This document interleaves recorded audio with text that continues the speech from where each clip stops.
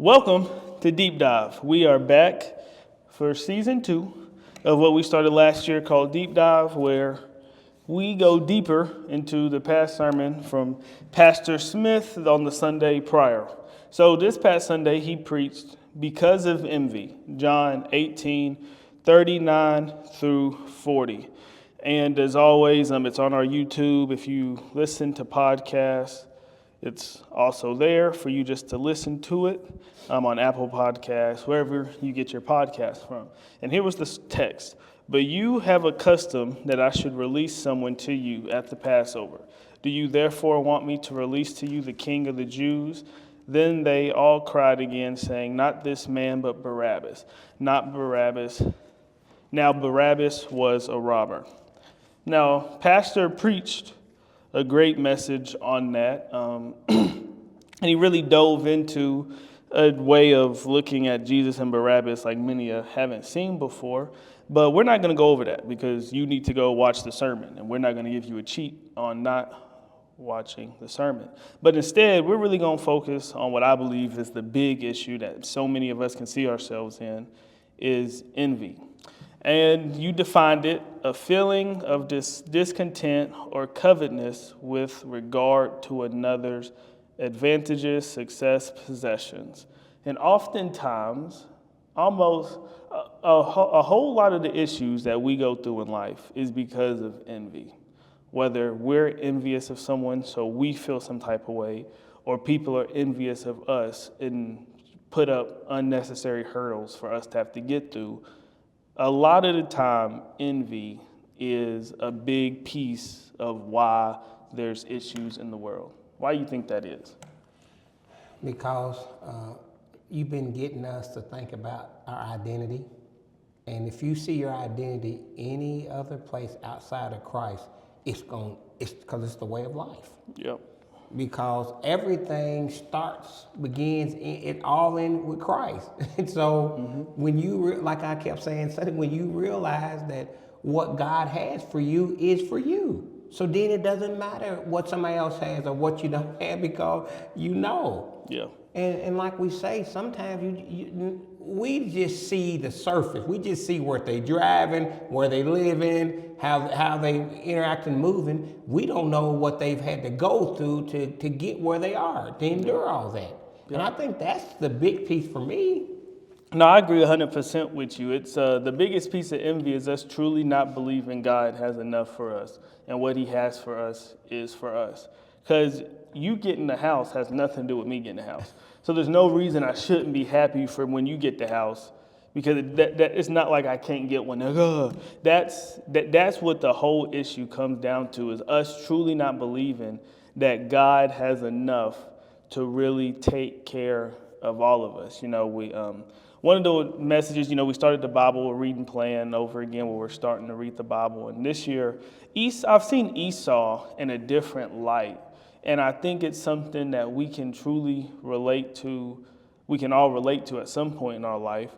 He makes a foolish decision when he's young, right? He sells his birthright for some food because he says he's about to die. Now, we don't know how close to death he really is, but you can guess that he probably really wasn't about to die. It's just a long day, hungry, not thinking, just made a dumb decision. We've all been there. So now you're living with the consequences of a bad decision. And then you get to a point where you are tricked and injustice happens. Jacob tricks his dad into giving him your blessing. So now you're out of your birthright, now you're out of your blessing. And he says he's angered. Once he gets done mourning his dad who was about to die, I'm going to kill Jacob. Life goes on. Jacob's terrified of him, right? And he knows he's about to meet him. He's about to see him. He puts all his kids, all his wives in front of him. And when he gets there, Esau hugs him, kisses him. He's like, man, forget all that. And Jacob's trying to give him all this stuff. And he's like, man, I have enough. And I think that's a key point that we have to understand. We can't live in envy, because Esau could have stayed envious, mad. Oh, he got this, he got that. And when they met, he had nothing but was ready to kill Jacob and still holding on to something that happened X amount of years ago. Or what Esau did, he got over it, and you see that he prospered as well. See, what Jacob had, even though it was unjust, even though it was a foolish decision, he still was able to produce his own. It didn't stop Esau from having what he had. And I think we can't get over our dumb decisions, and we can't get over injustices to truly build and believe that God still has what he has for us. I think you summed it all up. It's all because the old saying, when is enough enough? Yeah. Because if we truly believe the promise of God, then what is for me is for me. I can't have yours anyway, no matter how I stew, angry, mad, birthright, all this. I mean, look at how that happened. Because, as I said today in Bible study, the but God moments. Yeah. All you're explaining is all those stories that but God. Because we know there's no other way that could have happened and turned out and materialized the way it did except but God. And he just constantly. So when we look at our lives in 2026, look at all the but God moments. Look at all the crazy decisions we made. Look at how we messed up the money. Look how we messed up whatever it is, we messed it up. But God showed up and showed out. And that's the whole story of the Bible. From Genesis to Revelation, the first Adam. And God had to show up and show out on it because look what he did. They made the wrong decision. And we can go all the way through of all the decisions that have been made, but God showed up and showed out. Yeah. And that's the thing, man. We look at King David when you're talking about that. Mistake after mistake, and yet he still is the king. God says, man after his own heart. Like, God is faithful to what he says, which leads me to the next thing is like, so how can we kind of combat being jealous if that is something that we struggle with? Because it's interesting, we talk about the Ten Commandments in Bible study. Well, that was one of the stories. And God seen such an issue with jealousy. That's one of the core 10. Don't covet what your neighbor has. Like, he's seen that being a problem, understanding that this is a big one because you always looking. And how can we try to train ourselves? Because we know we have to trust God, right? How do we train ourselves to building that muscle to be able to actually do it and not just be wishing we do it? Well, I think what we talked about there, when you feel it coming up. I mean, there are certain things, if people come around and you start coveting what they have or thinking, then you got to deal. And really, the practical thing is to deal with it. Oh, Lord, take this from me. That's how you build them. Lord, I shouldn't be thinking that because my job is coming. My opportunity's coming. My wife's coming. My husband's coming. My career, on and on and on. It's coming. My blessings is coming. And I just think you have to, first of all, you have to acknowledge it. If you feel it welling up, and first people that make you think that or feel that or sense that kind of way, then you have to, because some folks just don't have that gene. Like I said, just it is what it is. I got mine.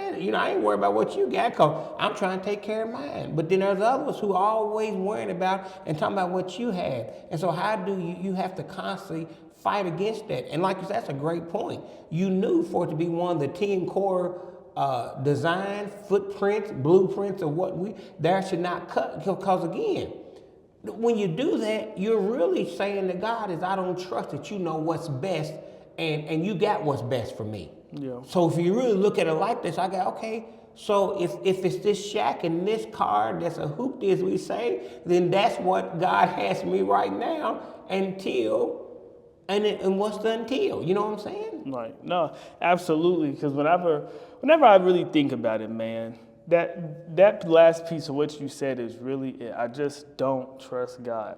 And that's really the basis of all sin.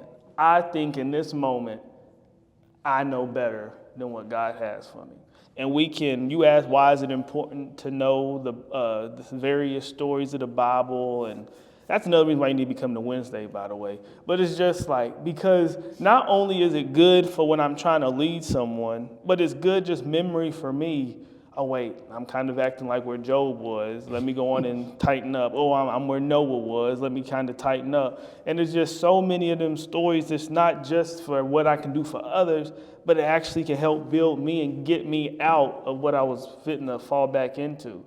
Well, I think that even the piece, when you think about life, even, and you brought up Noah, and it made me think about, sometimes we teach these stories. Think about this. Even as evil and wicked as people were talking about him, saying he was illiterate and all this old kind of stuff that we've heard over the years, God didn't even give him a chance. Look what God did. God, him, his wife, and his sons and their wives, and shut it up where he couldn't look in and look out, because just the heart, the human nature of people, he would have let all of them in. Yep.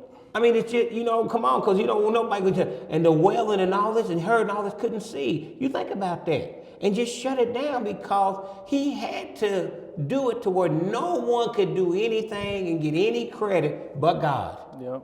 And that's how he does in our lives. Sometimes, because I call it assurance. Sometimes we have to go through, you know what I'm saying? Mm-hmm. We have to go through what we got to go through, because he's teaching us assurance versus insurance. You know what I'm saying? Absolutely. And when I hear that, especially the Noah thing, kind of, what is the word? I mean, I guess I can Google it. The opposite of envious. Because then that also gets us in trouble, like you said, because God has blessed us so much. You start feeling bad, and God can't even use you for what you're supposed to do because you're trying to do too much, not understanding. If Noah gets out of line, the human race may be completely wiped out. He start with a whole different species. You know what I'm saying? It's like the greater good of trusting him to truly get us there. You know, one of the sayings often used is like, a lot of people that are envious we're like crabs in a barrel, always when someone's trying to climb out, you're pushing them back. And I think that's the next part, is understanding that if we can build our own stuff, then you can come back and fight the injustices of the world. You know what I'm saying? It's like so many times it's because we're envious of people. We say it like this, like you're fine with people doing good as long as they're not doing better than you. It's like when you're dealing with injustice, our great leaders can't really rise, because once you get to a certain point, then the people that you was trying to lead kind of turn on you.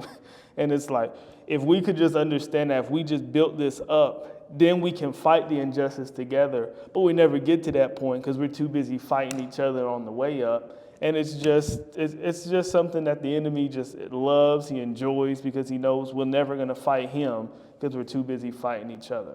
I think it goes back to what we preach Sunday. So when you say that, because majority of the people, that's why when I ask the question, who do you want, Barabbas or Jesus? Mm-hmm. Now on the survey, we're going to say we want Jesus in the camp.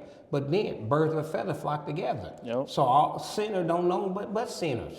You see what I'm saying? Christ was not a sinner. So when they all said, no, do whatever you want to do with him, give us Barabbas. Now, in your right mind, you're going to say, who? We read this now and say, who wants to take in a robber, a rebel, a murderer?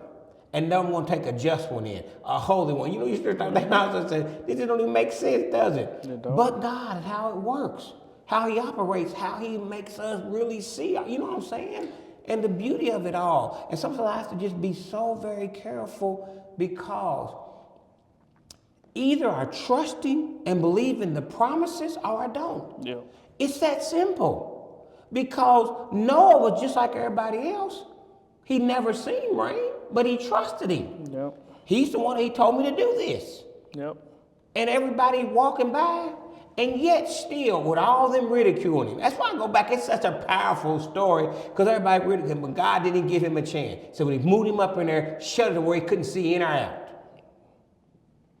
Because the evidence of what would you do if you said, oh, God, I don't want them to drink. So you couldn't see in or out. Yep. And man, when you said, why would you want a Barabbas over a Jesus? I think when you look down, it's an easier life to look at yourself. Because really what it represents is a mirror. If we're walking around with Barabbas, I can puff myself up. I'm better than him. I'm not robbing. I'm not killing. I'm not doing this.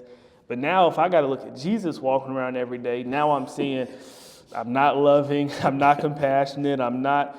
And I really think that plays a big piece of what turns into envy, is like, to hate you, like, because people will say it, the opposite of love is hate. It's not neutral. Like, you can't be indifferent, because if you're indifferent, it's just like whatever. So it's like, if I hate you, it's really just a misguided love for me, because you hate me because you can't be this. It's very rare that, because like even people that are doing you bad, you wouldn't even say you hate them because it's a different type of emotion that you feel. You know what I'm saying? It's like, gosh, you just got to get this. But it's that's one of the things with envy. It really makes you look at yourself.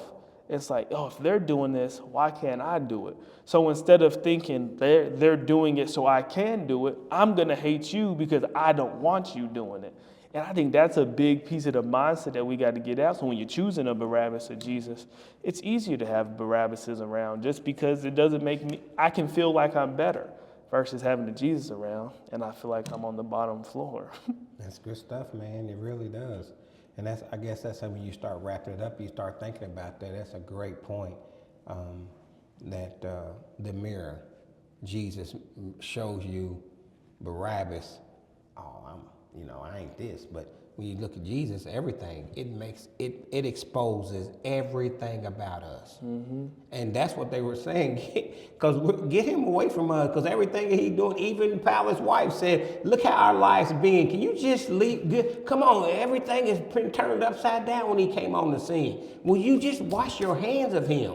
Yeah. And Pilate kept trying to give him, I find no fault. And remember, I keep saying they can accuse you of all. I just pray as we enter that thing that people can accuse you of anything, but when they come to get the evidence, there's no fault. Yep. That's it right there. You got any last words to send people off? I just think again, we just say we've got to realize that the envious and jealous parts that we all might have pockets and in us has to be dealt with only through Christ. And if it's not dealt through Christ, it's going to come out to family members, to friends, to co-workers. And you have to be very careful. And if you sense it coming out, then deal with it through God and say, God, okay, why am I feeling this way? Because I know, and sometimes just talk to him. I know you know what's best. I know you have 1,000 cattle and some are for me. So get the focus off of them and put the focus where it needs to be on Christ and watch him take care of your life. Amen. So that's how we deal with envy. It kills us, and we have to kill it so that we can love others properly and celebrate them as God blesses them. It's another episode of Deep Dive, and we'll see y'all next week. Love y'all.